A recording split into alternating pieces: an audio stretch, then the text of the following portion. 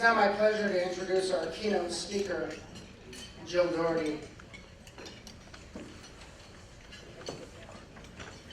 As a CNN correspondent, Jill Dougherty reported from more than 50 countries, including Iraq, Afghanistan, China, and North Korea. Her strongest interest and area of expertise is Russia. From the moment she began learning the Russian language at age 13, Russia has been her passion. From her bachelor's study in Slavic languages and literature at the University of Michigan and subsequent study at Leningrad State University, which is Vladimir Putin's alma mater, by the way. Did you study with Vladimir? That's the question. To her graduate studies at Georgetown, where she wrote her thesis on Putin's soft power diplomacy. She has studied, worked, and lived in Russia in pursuit of understanding what Churchill called a riddle wrapped in a mystery inside an enigma. Jill joined CNN when it was just beginning 3 decades ago. In her career at the network, she served as Moscow bureau chief and correspondent, White House correspondent, managing editor for Asia Pacific, based in Hong Kong, foreign affairs correspondent, and U.S. affairs editor based in Washington, D.C. In January 2014, she was elected as a fellow at the Shorenstein Center on Media, Politics, and Public Policy at Harvard University's John F. Kennedy School of Government. And this September, she was a public policy scholar at the Woodrow Wilson International Center for Scholars in Washington, D.C. As an expert on Russia, she appears frequently on CNN, has been featured in a TEDx program, and her articles have appeared in Politico and the Huffington Post, among others. She speaks widely on Russia in the media, as well as on breast cancer, a subject close to her heart as a breast cancer survivor. It is my great honor to introduce Jill Dougherty. Boy, thank you very much, Chris. And I have to say, I mean, I was watching Juliana when we were sitting there at the table. You did an incredible job.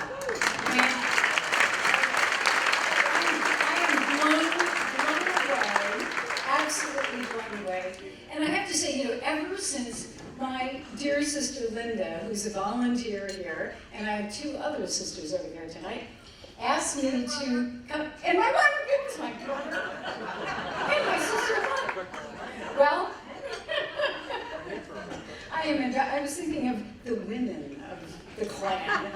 But ever since I came to my first dinner a year ago, and I saw the girls of Esperanza, I have been thinking about them and how inspired I was by them.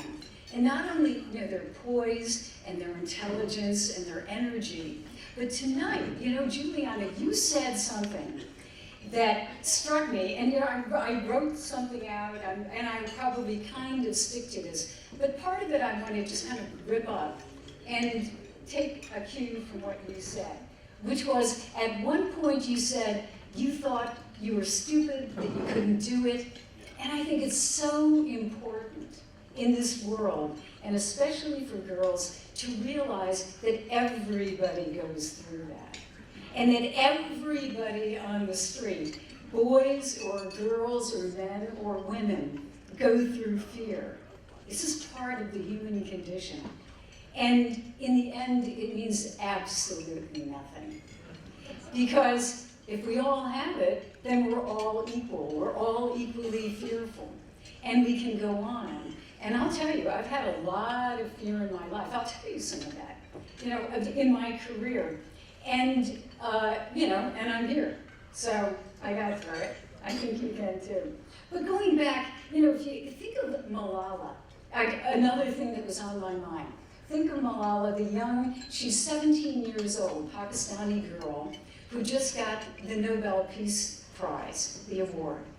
And there is a girl, she was writing a blog when she was 12 about education. She was, as everyone knows, shot by a Taliban person who wanted to kill her because she was supporting education for girls. So when you think of the stakes, the inspiration that everyone tonight has given to really support girls' education. Think of the stakes, not here in Massachusetts, but think of the stakes around the world where girls cannot get an education, are murdered because they even have the temerity to try. So I just wanted to talk about that, of going through the fears and how we can all, men or women, move forward. So in my career, I was flashing back to when my twin sister, Pamela, there, and I went to high school, came into high school, and I hate math. I am very bad at math. And in our school, we had to major in something. We had to major in either math or languages. So Pam and I majored in languages, and for that, you had to take Latin and then a modern language. And this is the middle of the Cold War, Russia and the Soviet Union. And I thought, Russian sounds kind of interesting. It's exotic.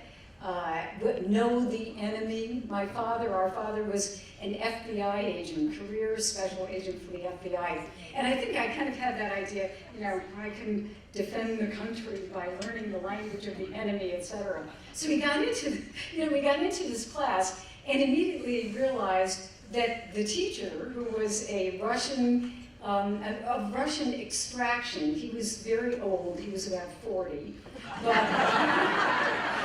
and his favorite phrase, after we actually thought he did not speak English, we thought he spoke only Russian. He had an immersion course, but when we thought for weeks, he spoke no English, but eventually he popped out with shape up or ship out. That was to some of the kids who didn't want to study, because there were some in that class. But Pam and I were little apple polishers, and even from that tender age as an apple polisher, I had fear. I thought, I'm not smart enough. This language is just too darn hard, I'll never do it, etc. But in my life, and in Pam's, there was our teacher who, at the end, after getting into the 4th year, he could not give a class for fewer than 6 kids. So he said, Pam and Jill, you're the only ones left. And we were the only people standing at that point. They had, it was like 12, then went down to 6, and then it kept going down. So Pam and I were the last ones. And he said, you know what? If you will study really hard, I will give you my free period. And he gave his free period when he could have been, relaxing and having fun or whatever. And he decided that he would give us, in essence, he really tutored us in the Russian language for that year.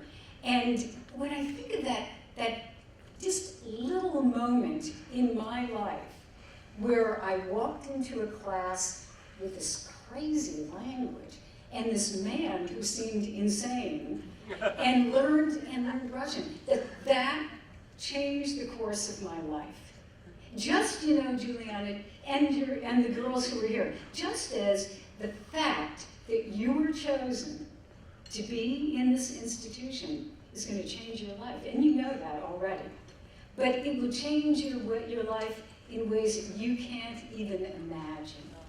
Because a lot of times kids come to me and they say, how do you get into TV? How do you become a journalist? How do you do this? And so many times I kind of want to throw up my hands and say, heck if I know, because, and I think there are a lot of probably adults here who will testify to this, that, at least in my life, it is not a line straight down the highway. And there isn't always a predictable progression. And you don't always go from A to B to C. And especially nowadays where, there are companies and entrepreneurs and the web and everything is changing and it's very, roiling and boiling and exciting. And you don't know what's going to happen from moment to moment. And in my life, I didn't know what would happen from moment to moment. There are these beautiful, there's synchronicity, there's serendipity, one of my favorite words, serendipity. What would it be like, suerte or fortuna? I'm not quite sure how you would spell it, probably. that you just don't know. So that class in Russian led me into a scholarship. It was like a student exchange program with the old Soviet Union. And it was, again, the luck of the draw to be there in the world at that particular point, to be chosen for it, to have people believe in me and in my sister, who gave us a scholarship to study in the Soviet Union. It was a Rotary Club scholarship, in fact. And I owe a lot to the Rotary Club because, ending up in Leningrad and then ending up in a school, the University, Leningrad State University, which, as we already said, Chris mentioned, is Vladimir Putin's alma mater. He, by the way, was not in an exchange program, as you may imagine. He was studying law to become a KGB agent. Interestingly, KGB, well, he wasn't really a spy, but anyway, KGB agent. And so our paths kind of crossed. We never knew each other. I was not hanging out with, young KGB agents at the time. But they did cross later when I went to Moscow. So there again is that the unpredictability, getting the scholarship, ending up there, and that eventually led to my first job in broadcasting at the Voice of America, USSR division, broadcasting in Russian. It was a very funny program too, because it was at midnight Moscow time, kind of romantic, midnight in Moscow. And it was like 8 hours before, so that would be 4 p.m. Washington, D.C. time. And I remember, saying in Russian, Добрый вечер, у микрофона Jill Dougherty. And Jill Dougherty is not exactly a good name for a Russian show. And he used to say, Dougherty, what is Dougherty? So anyway, but that was my first job. And then that led to, oddly enough, talk about, just the way things can kind of happen. There was a person at Voice of America who went on to do films at the time. They were beginning films for the U.S. Information Agency. And he went eventually to Chicago and got into television, and then contacted me and said, how would you like to come to Chicago and see what television is about? I knew nothing about it. But I did know that if I tried, and by that time, the second part of the equation came in. I was beginning to be prepared. And I think it's not only, fate and suerte and fortune, but it's also being prepared. And we heard that tonight, that doing the classes, getting your grades up, being prepared, hitting the books. And I really did. When I was in school, I said I was an apple polisher. I'm still an apple polisher. I love school. I don't know about you, but I would be in school permanently if somebody would pay me to do that 24 hours. And I'm kind of doing that in these fellowships. It's like being paid to have fun in school. But I was prepared. I had worked hard. And so the moment of opportunity, that preparation met the moment of opportunity, and they collided in almost a scientific way in this beautiful explosion of fate propelling me to the next step, which was CNN. And there too, got into TV, and I heard about CNN. Somebody from CNN contacted me, and I thought, 24-hour cable? What is that? And I'd call up and I'd say, hi, this is Jill Dougherty. I'm calling from the Cable News Network. We didn't even say CNN. And they'd say, I don't want cable. No, I'm not selling cable. I want an interview. But, there's another. Think of Ted Turner, who took a chance on something that was brand new. And I took a chance. I actually took a pay cut, although I was making almost no money at the time. I took a pay cut to go to CNN. And that got me into this entire, crazy career. And I will tell you, one of the first jobs that I had at CNN after, kind of when I went to Washington, was working at the White House. And talk about fear. I mean, the White House, as you can imagine, I really believe that it took me a year to get up to snuff on everything that you go through at the White House. China, Russia, Africa, Latin America, all of the issues, not to mention domestic policy. And I would get out there on the lawn in front of the White House, and I would be quaking in my boots. And I'm serious about that. I was really scared. I was scared not only because, they call it mic fright, as you probably know, kind of the fear that you get, other than Juliana. Juliana's none of us. But most of us mortals, when we get up here, you get a little scared talking in front of a big crowd. And imagine you have a microphone in your hand, and my hand is shaking, and you're quoting the President of the United States, and that is being broadcast live to the country that maybe the US is about to bomb, or there could be another like Russia. It was, directly, one of my first things was covering from the White House the end of the Soviet Union, which was mind-blowing experience. But all of this fear, the only way I got through it was I kept doing it. That's the way I got through it. Because I had to. Either I was going to run away or I was going to do it. And I thought, I don't think I want to run away because then I won't have a paycheck. So I kept going back and I kept doing it. When I went to Moscow, I had so many live shots that it was kind of like being inoculated. And the more I did, the easier it became. But that fear, it's still there, and that fear can be turned into something good too. Sometimes these things that we think are weaknesses or faults in us or whatever are actually the strengths that we have. Like I said to this one guy who was in TV for a long time, I said, Dick, I don't understand how you get up there and you just talk and you just report and you're so good. And he said, you know what? I'm really scared half the time. But you have to be scared in order to have that energy that you project. I mean, part of the energy of giving a report is a little bit of fear, that you'll make an idiot of yourself. And that adds the energy.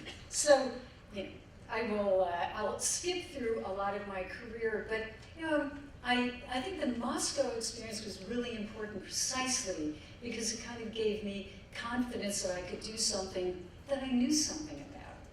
And so as I went on, I went to Asia too, when they said, would you be interested in working as the managing editor of CNN in Asia with 7 bureaus? And I said, Asia? I don't know anything about Asia. I've never been to Asia, other than a few presidential trips. I know nothing. And I know Russia, I know Europe, but I don't know. And they said, my boss, this really great guy, and he said, it's a fascinating area. I think you're gonna like it. And I realized that he was saying, you're gonna do it. So I go to Asia, and indeed, it was a fascinating experience. And there too, the fear, oh no, it's a whole new world that I have to learn, and I may have to learn some Chinese, which I never really did. I found myself just the other day turning on the TV and looking at the demonstrations in Hong Kong for democracy and thinking, I understand that a lot better because I was there. And being in Russia, I understood better because I had the language. That's another thing I would say to many of the girls here. You speak Spanish. There are people who pay money to learn Spanish. Just as I paid, my parents paid money, so don't lose it. You have an advantage. I mean, I would turn that into an advantage. The backgrounds that you have from diverse backgrounds are extremely valuable. You can probably, I think at an age like yours, Juliana, you could probably walk into a room and be very comfortable with people from all over the world. Just because you have, everybody, so many of the girls here have experiences with parents who come from a different country or, coming from a different area. This is a different culture. you know, Andover is a different culture. It is. And so, a nice one, I would say. But I think that you have advantages that you don't even know. So I'm going to put, I know I didn't want to speak too long because there's a lot, and there's a lot of donating that has to be done tonight. So I'll wrap it up with just a few thoughts that I have. I put together a little list of things that I've kind of mentioned, but I'll just go through them because these are, I would call them my life lessons. And there are things that I'm still learning, you know, just apropos of nothing. 4 years ago, when I was covering the State Department, I decided to go back to school. I had never gotten my master's. I'd done a couple of courses, but I'd never gotten a master's. And my twin sister is brilliant, and she has a PhD, and I felt very inadequate. So I decided to go back, and I did. I could only do a course every semester because I was traveling with Hillary Clinton, who was trying to, you know, get the 1,000,000-mile mark. And so every time I think, oh no, I'm going to miss my classes because we're on the road again. But I dripped and dragged my way through 4 years, and I finally got my master's just this year. In fact, I got my master's. And, well, thank you very much.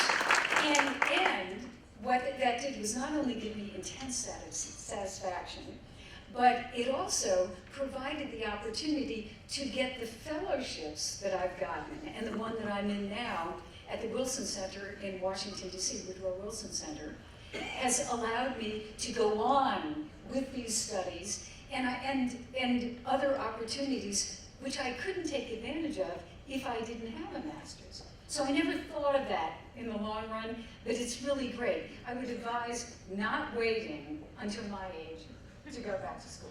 I think that, you know, plow through Juliana as fast as you can, get as many degrees, because it ain't easy when you get older and you're working and you have a lot of responsibilities to go back to school.